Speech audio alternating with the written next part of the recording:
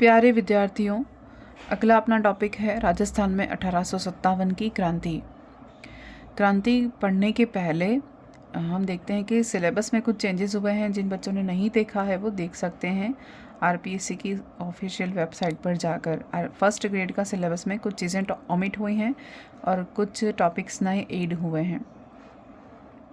क्रांति वाला टॉपिक जो है वो राजस्थान में और भारत में दोनों में बहुत इम्पॉर्टेंट है। क्वेश्चंस आते हैं, आपको हर जगह डिटेल में नहीं मिलेगा और हर जगह आपको शॉर्ट्स में ही मिलेगा, तो आप देख सकते हैं आपको कहाँ से पढ़ना है, क्योंकि बहुत छोटा सा टॉपिक है, एक्चुअली बहुत बड़ा, लेकिन इसको हम शॉर्ट में पढ़ लेते हैं। जो मेन चीज़ें हैं, इंपॉर्टेंट चीज़ें हैं वो देख लेते हैं, है ना। क्वेश्चन जो इम्पॉर्टेंट या प्रीवियस ईयर के क्वेश्चन के अकॉर्डिंग हम उन चीज़ों को देख के और चले जाते हैं, लेकिन क्वेश्चंस बहुत डिटेल में और डीप से बनते हैं। तो हम कोशिश करेंगे कंटेंट डिटेल में रखने की। परिचय और प्रस्तावना देखते हैं। मुगलों की जब केंद्रीय सत्ता कम होने लगी, पतन यानी उनका पतन की ओर चले गए, तब राजस्थान की कुछ देशी रियासतें थीं, उनमें पारस्परिक कलह होने लगा और आपस में संघर्ष होने लगा, यानी उनका कंट्रोल ख़त्म होने लगा था। और मुगलों का जो कंट्रोल था, जब मुगल खुद ही निर्बल हो गए, उसके बाद देशी रियासतें आपस में ही लड़ने लगी और खुद भी वो निर्बल हो गई और उन पर कोई पावर नहीं था, कोई कंट्रोल करने वाला नहीं था। फिर इस कारण यदुनाथ सरकार ने भी लिखा कि संपूर्ण राजस्थान एक ऐसा अजायब घर बन चुका है जिसके पिंजरे के न तो कहीं दरवाजे हैं और न ही पहरेदार हैं।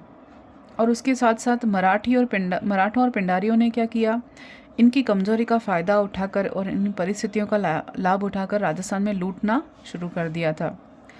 जिस लूट से परेशान होकर राजस्थानी की रियासतों ने क्या किया, ब्रिटिश के अधीन संरक्षण स्वीकार करना शुरू कर दिया और उसी कारण से सहायक संधियाँ होने लगी। सहायक संधियाँ और अधीनस्थ संधियाँ होने लगी। तो अधीनस्थ संधि तो 1818 से हुई और 1803 में सहायक संधियाँ होने लगी। तो क्रांति के कारण देखते हैं। पहला प्रमुख कारण है सहायक संधि की नीति। इसमें क्या हुआ था कि देशी रियासती राज्य थे, वो अंग्रेज़ों की राजनीतिक परिधि में लाने के लिए जो गवर्नर जनरल लॉर्ड वेलेस्ली था, उन्होंने कुछ नीतियाँ बनाई। उन नीतियों में क्या था, जिसके तहत देशी रियासतों की जो आंतरिक सुरक्षा थी उनका खर्च और विदेशी नीति का उत्तरदायित्व, उन सभी का खर्च तो राज्यों को उठाना पड़ता था, लेकिन उन सब का कंट्रोल अंग्रेज़ों के पास था। यानी कि निर्णय लेने की क्षमता या निर्णय लेने की शक्ति या कोई परिवर्तन करने हैं, उन सबका पावर जो था वो तो अंग्रेज़ों के पास था, लेकिन उन सबका खर्च जो उठाना था वो राज्य को उठाना पड़ता था। तो ये उन्हें सही नहीं लगा। उसके बाद राजस्थान में सर्वप्रथम संधि भरतपुर राज्य द्वारा 29 सितंबर 1803 को की गई, परंतु विस्तृत रक्षात्मक आक्रमण संधि सर्वप्रथम अलवर की रियासत ने 14 नवंबर 1803 को की। तो वो क्या रहा था कि जैसे मेरे पास मेरी लाइफ का डिसीजन लेने के लिए खुद का कोई पावर नहीं है, यानी मैं अपने लाइफ के डिसीजन में खुद नहीं ले सकती हूँ, मुझे किसी से पूछना पड़ेगा, लेकिन मुझे अपना खर्चा खुद ही ढोना है। तो अपनी लाइफ को मेंटेन करने के लिए जो भी खर्च होगा वो खुद को ही निकालना है। तो ऐसी बातें हो गई किसके लिए, राज्यों के लिए। देशी रियासतों के साथ भी सेम यही कंडीशन हो गई कि उनका सारा खर्चा है, जो मेंटेनेंस है वो तो खुद ही करना है, लेकिन उनके पास अपने आप से डिसीजन लेने की कोई पावर नहीं थी। तो उस कारण संधियाँ करनी पड़ी। तो पहले तो भरतपुर ने की, उसके बाद अलवर ने की व्यापक रूप से। फिर भारत में पूछे तो हैदराबाद के निजाम ने किया 1789 में सर्वप्रथम की। और उसका दूसरा कारण देखते हैं अधीनस्थ प्रार्थक्य की नीति। इनमें क्या था, मराठों की और पिंडारियों की लूट खसोट से तंग आकर राजस्थान के राजाओं ने क्या किया, गवर्नर जनरल लॉर्ड हॉर्डिंग्स की अधीनस्थ प्रार्थक्य की नीतियों को स्वीकार करना शुरू कर दिया और अंग्रेजों से संधियां कर ली। सबसे पहले किसने की अधीनस्थ संधि, करौली के राजा ने की। करौली राज्य ने 15 नवंबर को की 1817 में संक्षिप्त संधि की थी। फिर उसके बाद व्यापक रूप से संधि किसने की, कोटा के झाला जालिम सिंह ने की थी, 26 दिसंबर 1817 को की थी।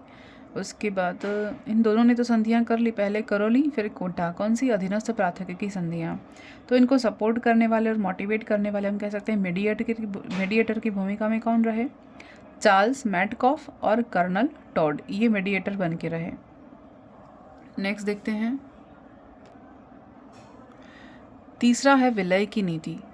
विलय की नीति में क्या था कि 1848 में भारत के गवर्नर जनरल लॉर्ड डलहौजी थे, उनके द्वारा एक नीति प्रारंभ की गई। उस नीति में क्या था कि किसी देशी रियासत के अगर निसंतान होने और निसंतान होते हुए उसकी मृत्यु हो जाए तो उस पर उनकी रियासती ब्रिटिश साम्राज्य में मिला दी जाएगी। तो इस नीति के तहत क्या हुआ? सर्वप्रथम 1848 में सतारा को मिलाया, उसके बाद 1856 में अवध को भी अंग्रेजी राज्य में मिला लिया इस विलय की नीति के अनुसार। तो उसके बाद इस विलय की नीति को व्यपगत का सिद्धांत भी कहते हैं और डॉक्ट्रिन ऑफ लैप्स यानी हड़प की नीति भी कहते हैं।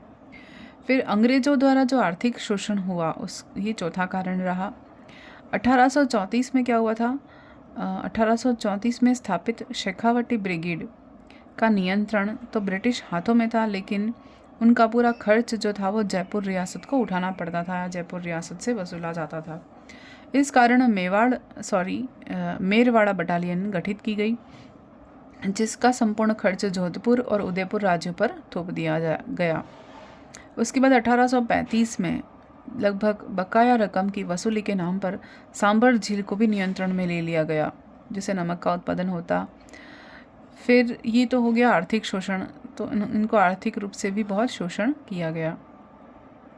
उसके बाद पांचवा कारण है आंतरिक मामलों में हस्तक्षेप।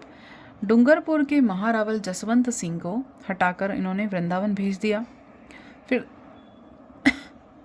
उनकी जगह दलपत सिंह को डूंगरपुर का शासक बनाया गया और जयपुर में भी ऐसा ही किया कि राजमाता भटियाणी को अधिकार विहीन कर दिया, हटा दिया। और कोटा में अंग्रेजों ने क्या किया? 1838 में अपने कृपा पात्र मदन सिंह झाला के लिए कोटा राज्य को अंगभंग कर दिया और अलग झालावाड़ राज्य की स्थापना कर दी, यानी कोटा से झालावाड़ अलग कर दिया। तो उन्होंने क्या किया? आंतरिक मामलों में भी हस्तक्षेप करना शुरू कर दिया, राजाओं को हटाकर अपने हिसाब से या अपने पसंद के राजाओं को वहाँ बिठाया। छठा कारण है सामंतों के अधिकारों का पर कुठाराघात। सामंतों के अधिकारों पर भी उन्होंने चोट पहुंचाई। जब 1818 की संधि हुई, उस संधि के पूर्व तक तो शासक को मुख्यतः सामंतों पर ही निर्भर रहना पड़ता था, लेकिन संधि के बाद सामंतों पर उनकी निर्भरता प्रायः समाप्त हो गई, यानी सामंतों पर उनकी निर्भरता हटा दी।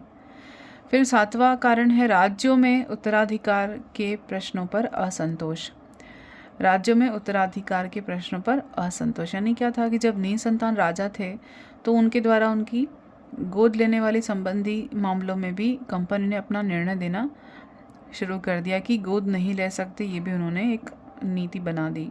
तो यहाँ पर भी हस्तक्षेप किया कि जैसे अंग्रेजों ने 1826 को अलवर राज्य में हस्तक्षेप करके अलवर राज्य को 2 हिस्सों में बांट दिया। 1844 को बांसवाड़ा महारावल लक्ष्मण सिंह की नाबालिगी के कारण वहाँ अंग्रेजी नियंत्रण हो गया। तो इन्होंने क्या किया? जो निसंतान राजा थे उन्हें गोद लेने पर भी पाबंदी लगा दी और उन्हें अपने अधीन में ले लिया। फिर आठवां है राज्यों में उत्तराधिकार के प्रश्नों पर ये रिपीट हो गया है, ये डबल है यहाँ पर, ये रिपीट हो चुका है। यहाँ पर देखते हैं अफीम नीति। अफीम नीति में क्या था? मेवाड़, कोटा, झालावाड़, प्रतापगढ़ ये प्रमुख अफीम उत्पादक राज्य हैं और पहले भी थे। तो अंग्रेजों ने इन राज्यों से क्या किया? समझौते के द्वारा अफीम के व्यापार पर नियंत्रण कर दिया और उन्होंने किसानों को भी अफीम की खेती करने के लिए विवश कर दिया। अगला देखते हैं। तो ये तो प्रमुख कारण थे। अभी है 1857 की क्रांति का तात्कालिक कारण, यानी तात्कालिक कारण क्या थे?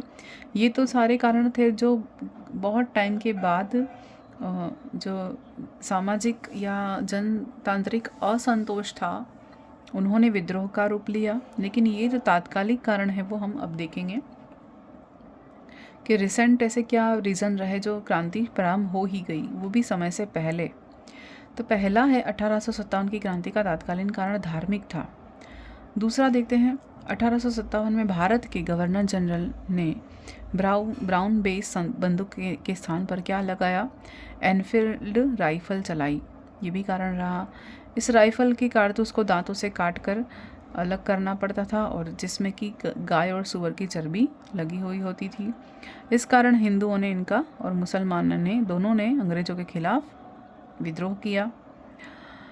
फिर 1857 की क्रांति के समय राजस्थान का प्रशासन उत्तर पश्चिमी प्रांत के लेफ्टिनेंट गवर्नर कॉल्विन के नियंत्रण में था, तो जिनका मुख्यालय आगरा था, और शांति व्यवस्था का कार्य एजीजी के अधीन था, जो गवर्नर जनरल के प्रति उत्तरदायी था। यानी क्या था?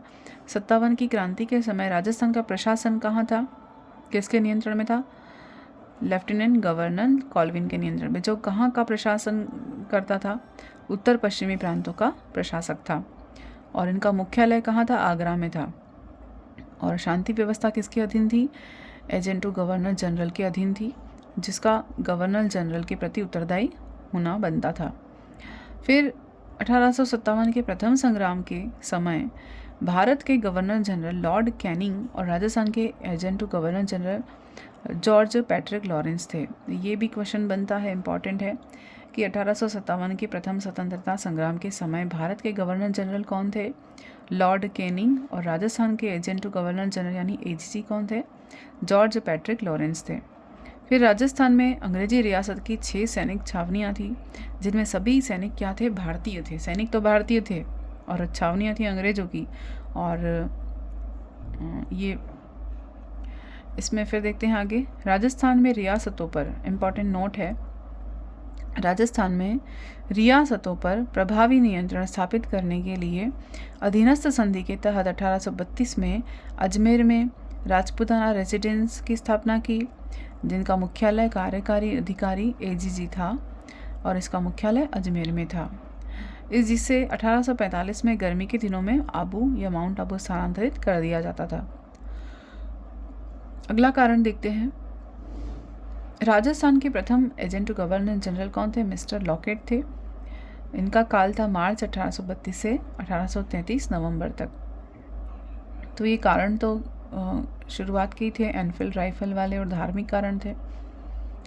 तो उसके कारण हुआ क्या कि भारत में 1857 की क्रांति की पहली गोली किसने चलाई? बैरकपुर छावनी के सैनिकों ने, जो पश्चिम बंगाल में थी। और कब चलाई? 29 मार्च 1857 को चलाई। किसने चलाई? मंगल पांडे ने चलाई। यहाँ पर मंगल पांडे ने क्या किया? यूसन और बाकी हत्या कर दी, जिसके जुर्म में 8 अप्रैल 1857 को मंगल पांडे को फांसी हो गई। फिर 1857 की क्रांति का प्रारंभ में प्रथम शहीद कौन थे? मंगल पांडे थे। भारत में क्रांति की वास्तविक शुरुआत कब हुई? 10 मई 1857 को मेरठ में हुई थी।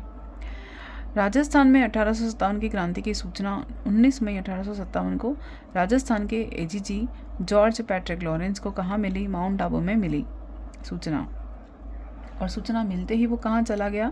अजमेर चला गया। अजमेर में राजपूताना केंद्र होने के कारण वहाँ पर बहुत सारे गोला बारूद और सरकारी खजाना और भारी मात्रा में थे, जिस कारण उन्होंने क्या किया? सुरक्षा करनी चाहिए। तो सुरक्षा के कारण क्रांतिकारियों से उस अजमेर को बचाने के लिए क्या किया? वहाँ पर एजीजी लॉरेंस ने ब्यावर से मेर रेजिमेंट बुलाई और कोटा कॉन्टीजेंट बुलाई, और जयपुर की सेना को अजमेर में बुला लिया। इन सबको अजमेर में बुला लिया क्यों? अजमेर की रक्षा करने के लिए। अजमेर की रक्षा क्यों? क्योंकि वो केंद्र था और उसमें जितने भी इनके पास सरकारी खजाने थे, गोला बारूद, वो बहुत भारी मात्रा में थे। तो और ये जोधपुर की सेना को किसके राज्य में अजमेर में बुला लिया? कुशल राज सिंघवी के नेतृत्व में अजमेर बुला लिया। तो ये था 1857 की क्रांति के बारे में कारण, हम कारण देख रहे हैं। इसके बाद देखते हैं कि इम्पॉर्टेंट नोट है, जैसे कि छावनी कहाँ है, कौन सी है, छावनी का मुख्यालय कौन है और रेजिमेंट कौन सा है। पहला देखते हैं 57 की क्रांति कौन सी पहली? छावनी। 6 छावनियाँ थी। पहली है नसीराबाद की छावनी। कहाँ है मुख्यालय? अजमेर में था। और इसमें रेजिमेंट कौन सी थी? 15वीं बंगाल नेटिव इन्फेंट्री रेजिमेंट थी। फिर दूसरा है नीमच। नीमच में कहाँ था? ग्वालियर में मुख्यालय था। और रेजिमेंट कौन सी है? मालवा मेवाड़ राजपूताना रेजिमेंट थी। तीसरा है एरिनपुरा जो कि पाली में है, मुख्यालय था। ये इसकी क्या थी, जोधपुर रीजियन थी। फिर चौथा क्या है, देवली। देवली कहाँ था मुख्यालय, टोंक में। और इसका रेजिमेंट क्या था, कोटा रेजिमेंट थी। फिर है ब्यावर। ब्यावर का मुख्यालय अजमेर में और रेजिमेंट है मेर और या मेरवाड़ा रेजिमेंट। और खेरवाड़ा कहाँ है, उदयपुर में मुख्यालय था और इसमें वीर रेजिमेंट थी। फिर राजस्थान में 1857 की क्रांति के समय रियासती शासक कौन कौन से थे, तो देखते हैं। सबसे पहले अब इसके पहले देखते हैं कि इनमें से ये 6 जो थी ना छावनियाँ, उसमें से नीमच, नसीराबाद, एरिनपुरा, देवली, इन सब में तो क्या हुआ, विद्रोह हुआ। इन्होंने विद्रोह में भाग लिया, लेकिन ब्यावर और खेरवाड़ा के सैनिकों ने विद्रोह में भाग नहीं लिया। इन सब छावनियों में लगभग कितने सैनिक थे, 5000 सैनिक ही थे। लेकिन किसी भी छावनी में से कोई अंग्रेज सैनिक नहीं था, सभी के सभी भारतीय थे। केवल 30 अंग्रेज अधिकारी थे, बाकी सभी सैनिक कैसे थे, भारतीय ही थे। तो किन 2 छावनियों ने भाग नहीं लिया था, ब्यावर और खेरवाड़ा ने कोई पार्टिसिपेट नहीं किया था। फिर रियासती और उनके शासक। पहली देखते हैं कोटा। कोटा के हैं राम सिंह द्वितीय। फिर भरतपुर के जसवंत सिंह। जयपुर के राम सिंह द्वितीय। धौलपुर के भगवंत सिंह। फिर करौली के मदन पाल। अलवर के विनय सिंह। झालावाड़ के पृथ्वी सिंह। बांसवाड़ा के लक्ष्मण सिंह। टोंक के नवाब वजीरुद्दौला। जोधपुर के तख्त सिंह। उदयपुर के स्वरूप सिंह। सिरोही के शिव सिंह। बीकानेर के सरदार सिंह। बूंदी के राम सिंह। जैसलमेर के रणजीत सिंह। प्रतापगढ़ के दलपत सिंह और डूंगरपुर के उदय सिंह। तो ये सारे रियासत थे और वहाँ उनके शासक थे। फिर देखते हैं राजस्थान में क्रांति के समय ब्रिटिश पॉलिटिकल एजेंट कौन कौन थे। तो कोटा रियासत में कौन था, मेजर बर्टन थे। जोधपुर रियासत में मॉक मैसन था। भरतपुर रियासत में मॉरिसन निक्सन था। जयपुर रियासत में विलियम इडन। उदयपुर में मेजर शॉवर्स और सिरोही में जेडी हॉल था। फिर क्रांति के से पहले बटालियन जो गठित की गई वो कब की गई, वर्ष और कहाँ की गई, स्थान, ये तीनों देखते हैं। पहला है मेरवाड़ा बटालियन जो 1822 में स्थापित की गई ब्यावर में। फिर है शेखावटी ब्रिगेड जो 1834 में गठित की गई, जो कहाँ थी, झुंझुनू में थी। फिर जोधपुर लीजियन जो 1835 में एरिनपुरा में थी। कोटा कॉन्टिजेंट 1836 में देवली में। और मेवाड़ भील कोर 1841 में खेरवाड़ा में स्थापित की गई। तो अभी हम यहाँ तक ही देखते हैं, इसके आगे वाला हम अगले वीडियो में देखते हैं। Thank you.